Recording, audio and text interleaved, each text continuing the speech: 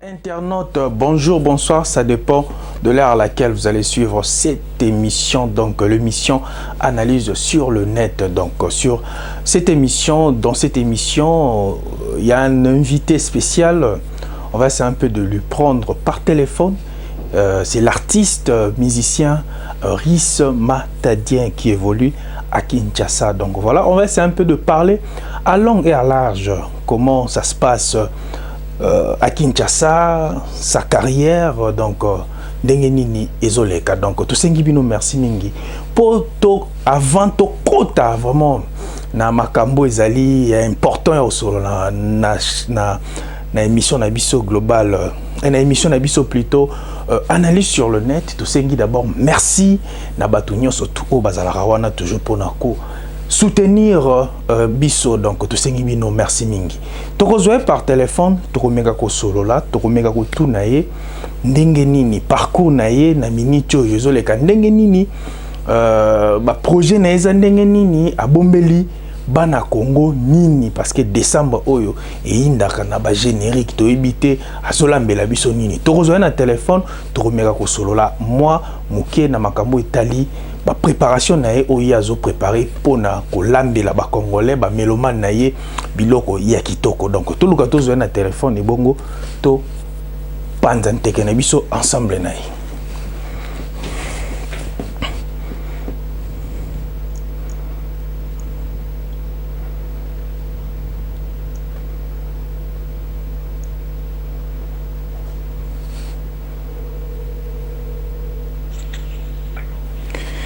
Allô artiste, bonjour artiste. Oh, bonjour, Katino, le patron de la chaîne Globalité Info. Ouais, toujours ça ok, oza en direct na Global Télévision Moscou, donc Okoloba Nini pour la chaîne. Oui. Si, donc Banapoto, parce qu'on est dans la chaîne où on a la carte à Bouloula, quand on est bien comme d'habitude, donc je leur salue tous. C'est votre humble serviteur, El Rice, self-made, man. Les gars, on n'envoie jamais avec une Rina. Donc, na CP magasin qui porte des jeunes partout dans le monde, dans l'émission chaîne site de Mnelengi, on a Globalité Info toujours, il est coordonné par Yemo Trésor Kachina, donc le patron quoi. Et on a remercié tout le monde, voilà, partout, donc on est ensemble quoi. Ok, voilà, artiste, donc ba mélomane na yo, ba bengaki biso po biso tozara wana tozaba pandisango. Donc tokomeka moi ko solo moi mukie. Donc boni carrière na yo na niveau kini kuna ezoleka ndeni. Ouais, ça va comme dit souvent que non, il y a pas de ressources impides, ça zépine plutôt. Et je me bats, je toujours seul. Toujours Bundaye qui est très bien. Dans la studio de tout dans ça la générique dans la comme étape à mix et dans mastering aussi la calate au cours de la semaine comme ça. Na sa date parce que normalement na idée na les affaires le 23 novembre et là on peut pas conseiller na quoi pour na batu. Na batu ba ya ko gas mobize na IRSS batu ba bino à Trésor Kachina. Voilà. Et na ce là on va développer partout dans le monde et pas pesanga date exacte on a lancé générique on a comme on a maman d'abord. Ouais mais tout le monde équipé donc comme on a zani maman d'abord donc générique comme on a maman d'abord. Maman d'abord quelque chose du genre ouf quoi. Ah OK donc c'est que ça générique autozo zelango vraiment na décembre tobi nango. Tobi nango ya osaka na très Kachina donc na éviter na kolo bani papi faut battre la rapport. Faut battre la rapport nous apprécier, il faut battre la table, tonga la base, on va battre la mariage, bala la moi sinon la base, on battre le protéger, battre la banane, donc faut battre la mort, quoi. À nous, on battre la rabe plus. Ah, donc yangwana stratégie mikolo donc année au battre la bord. Battre la donc petit na ba c'est musala moko na remercier ba musala ba arranger like Sabena ou Samalia na ici pas donc ba bois qui na niveau moi ça kana te et na donc na minga on le battre to yo kan. Ok, donc mais bah tu peux bah les lagi mingi bah lobby bah benga ngai surtout pour na clip ou mes larmes on dirait promotion na ngopé ils arrivent ma cité c'était dit à quoi? En fait mon ibiso ba artiste musicien to sala musala na biso to yembe la rabat. Bah toi les gens ba meloman ba te ba soutenir na biso de tout monde mon chanson mes larmes et oh c'est important la salle Nzembo la salle promotion au fin de la salle mingi za la coup de pouce taper pas ba to yemba na ba mécène na biso tu vois et qui conjoncture mboka na génie zo ke to bi ke mbongo za de promotion la qui comme vraiment passe mais na ndambo na ngo abunda na la salle ba fort ba mo na chanson de mo na monde peut-être na réseaux sociaux ndé na va management na makasté que non ako celle nga ba suivi yo ba réseaux sociaux mingi senga pe faut mi ki lekota bon pa ko ba faciliter ba bloko moko na niveau to benga ga salela nga bu ta ko la ko pa salo mais à salo en mode donc ça fait trop mal et en groupe de piscine na kando na bino tout ça les forts ko ma pena ba place ngo o ga sala mambo tout ça la on vende ba ko tuna so ba sala on est vraiment limité à ça. Bon, question mo pezali batupe bakomaki bakomi baobi mais pourquoi pas okoki ko engager agent moko ya marketing na orchestre na oko sala ngote? Déjà dans ton manager moi je viens de parler avec le groupe Nangai na Linga Gaming donc c'est un frère à moi Charles Etab tout seul trop donc mais tout seul là c'est parce que maman c'est la faire peut-être on a Paris bien on va montrer autres tant Charles on a parlé et toujours bah compromis donc bon va quoi ils ont avec l'état ils ont déjà idée là.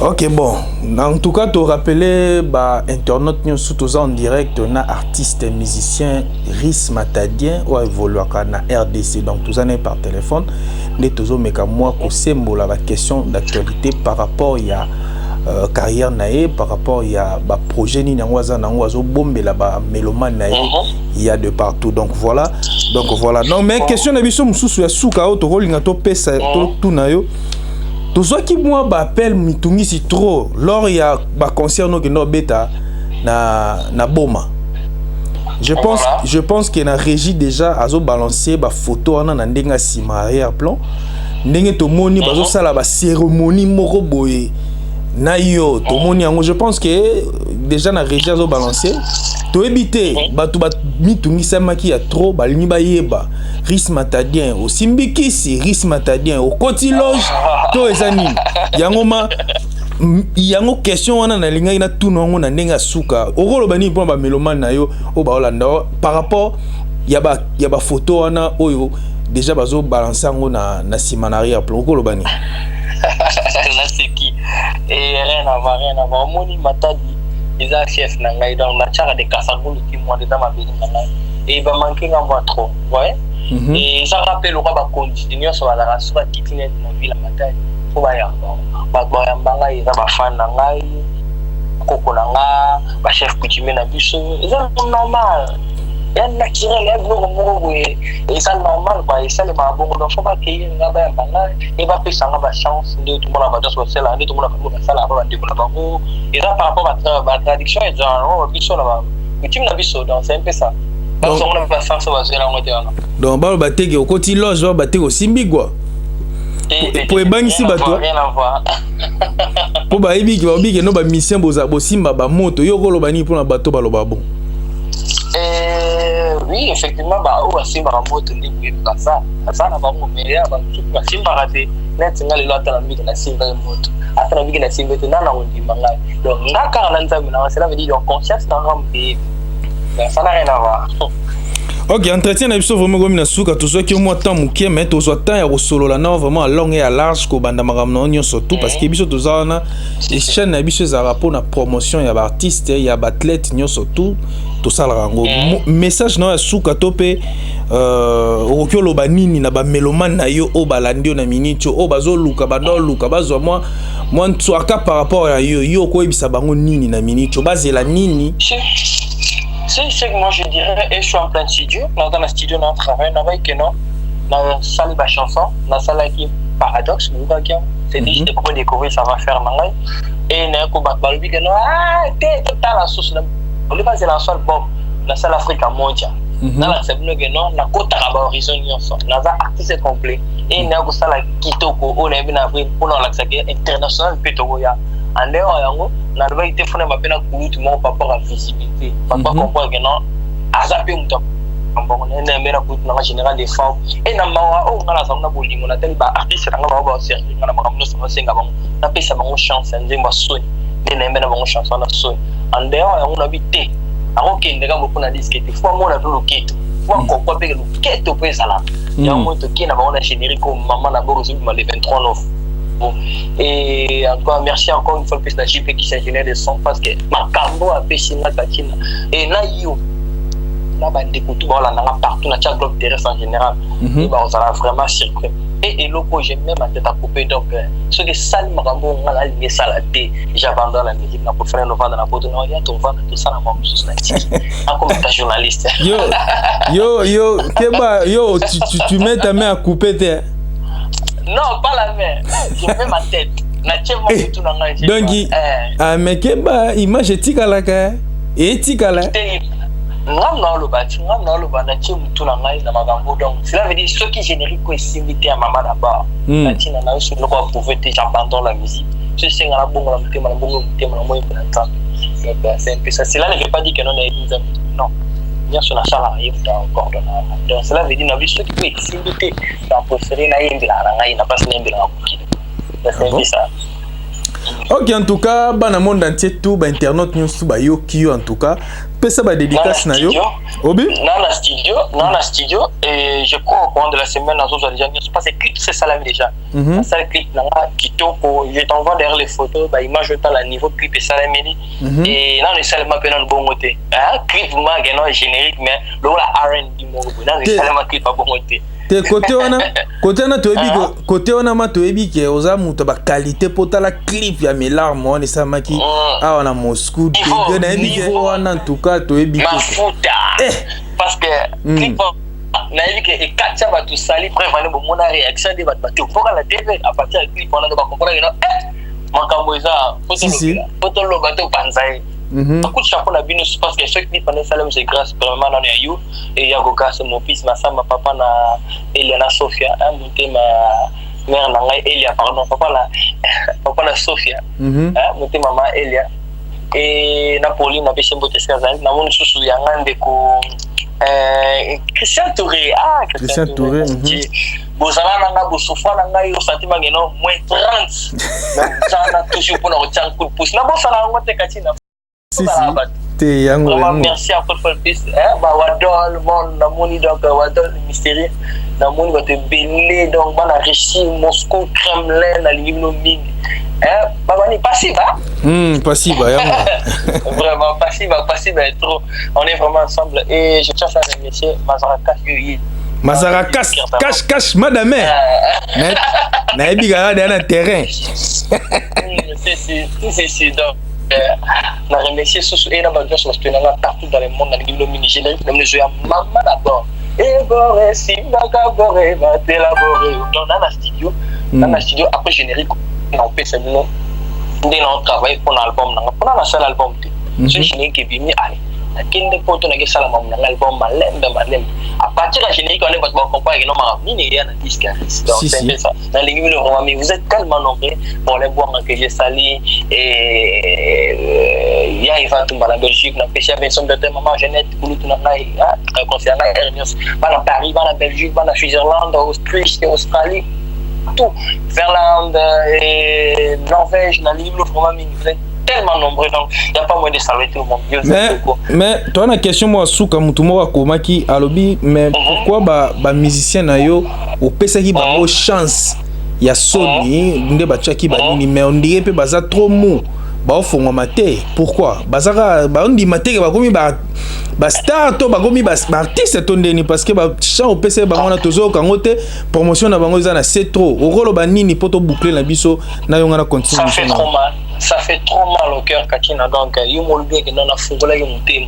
Donc ils ça passe ngala kula lika na bango ba chaîne na Congo bo mona na RTG à part net sur na otanga ba Congo. Ouais, tanga na Congo na leka na bango na pesa ba makam. Mais bango ba sa dans ça l'année, mais je continue toujours à les fortifier qu'il faut les gars. Pas ça la maman là-bas. Bon, là je comprends parce que vie conjoncture et en boca vrai le nom de la chaîne à Congo tout comme la plus de 60 chaînes. Donc et puis chaîne on peut les caler là et comme faut bongo et belle le ba comment belle vie conjoncture et comment on dit que Nicolas na kubom de l'autre pour dire vrai on peut ça vraiment la c'est hein bien là si tu peux ba mixer pe orchestre menene soit ça autre part bah ça c'est ba on na tête donc on comprend le bon côté tout à non régime les autres qui n'est besoin et mais baleka ata na ba chaîne na ba internet ezala pe bien pour ba boostaka ba son na bango ezala bien en tout cas nga na otinda ba journaliste na niveau qui na otinda ba journaliste na niveau qui pourquoi tu répondre un peu d'activité le quoi répétition ba concert et tout et je crois ma chroniqueur ba yaka na bango ba on permettre ça. Ouais, il faut permettre pour booster moni ba booster pour les alarmes bien en tout cas to sengyo merci mingi ndozui ozui vraiment temps na yo ya ko partager na biso émission na biso analyse sur le net pour exploser mon témanonga na skoketa ba souci na komi vérifier microscope incapable ya ko détecter c'est comme la guerre microbe à l'amour. Donc c'est un peu ça. Voilà, merci. Ok, merci beaucoup en tout cas, artiste. Tobando benga au moins mingi poto meka ko booster mambo etali vraiment d'activité na quoi. Tout sengi vraiment merci. C'est moi de vous remercier. Bye bye. Merci. Ok, voilà, donc Bandeko Balandi ya Global Télévision Moscou, quand tu es Sarabino, biso to zagawana toujours pour na promouvoir artiste pour na ko sala ka promotion ya artiste nyonso tout ya athlète nyonso tout. Voilà, on est qui vraiment artiste o biso ya mboka République démocratique du Congo na kombo ya Rhys Matadien oyo a évolué aka naki ni wana donc parcours na ezavuma ki Kobino moko boyebi déjà ba paradoxe abetimo ba chain belé ba kitoko ba Africa moja abeti melarme soni siko zo préparer les biso sikoyo donc maman na likambu o tozo zela générique wana donc tozo zela vraiment donc iko beta na niveau moi au sarakanate donc voilà to senga pe na ba artiste oyo ba accompagnaka artiste Rhys Matadien bozala un peu boosté en fait donc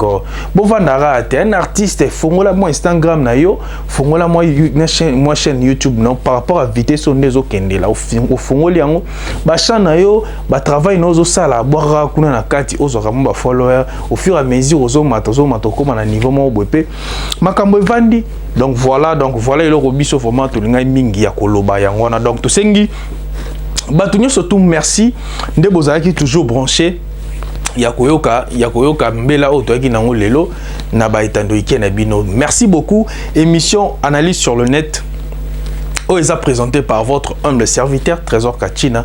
Eza boza la bienvenue. Donc yope artiste soko lingito lobelela yo numéro za se benga biso toko panzante kaka ndenge zalara. Donc voilà, merci beaucoup à Rhys Matadien ou à Zokita na vraiment ya partager na biso na émission oyo ya analyse sur le net singyo. Merci beaucoup. Pour na chiter na émission na nga lelo kaka na lobaka mabanga vraiment mingi bolimbisa biso parce que so limba boaka yo solo là. Donc libanga ya ofele ya lisuste na pesi bongo merci na Ali Kanyemba depuis South Africa na pesi merci bongo na Marcel Kachina depuis Bordeaux na pesi pe mbote na Emmanuel Kaniki, la foudre depuis Paris, Arnaud de Kalonji, donc on a pesi nombote sans oublier na Nenga Moscou. Alvin de Moscou, donc résidence permanence, donc permanent à Moscou. Ah, tu peux sur moté, tu peux si moté bon on a J de Baba Mbatambuta, donc bana Moscou surtout tu peux si bino vraiment ba moté belé, bana membre donc Liboma Karine Mokondi, tu peux sur moté, donc bino tout bana membre Karine Mokondi, Peggy Titan. Bino tout ça toujours de cœur avec vous, donc bato belé bato na Peggy Titan. Peggy Titan bientôt là déjà au Bimalandenga Moscou. Alors à la ville Mobo na Mpandi dans ville te na pays Mobo za Mpandi à Moscou. Kalami ita zo à Moscou qui ndebo makambo Mobo balance Mobo siri de ma solo na azoya. Donc merci beaucoup botika la toujours connecté la chaîne Abino Global Télévision Moscou Oyoya